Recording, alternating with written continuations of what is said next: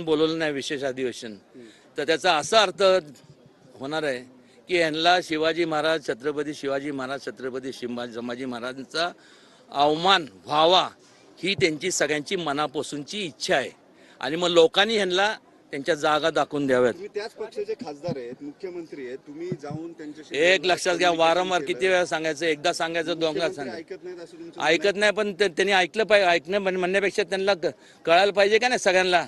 हे काय सांगण्यासारखं बोळ्यान दूध पितं का ते सगळे लोक? आता अवमान जेव्हा होतं तेव्हा दिसत नाही का, दंगली होतात, कोणाचं प्राण जातो, हे होतात ते होतात, त्याला कारणीभूत कोण?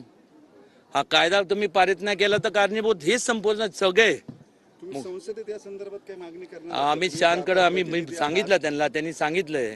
ते भाषण असं एखादं तगडं ज्यानं महाराष्ट्र हलेल, दिल्ली हलेल. एक लक्षात घ्या, भाषणापेक्षा वस्तुस्थिती त्यांना ह्या सांगण्यासारख्या गोष्टी नाही आहेत. हे अंतःकरणात आलं पाहिजे. जसं मोकोकाच्या बाबतीत तुम्ही नका हे केला, अट्रॉसिटीच्या बाबतीत, ह्याच्यात काय हात कोणी पकडलाय?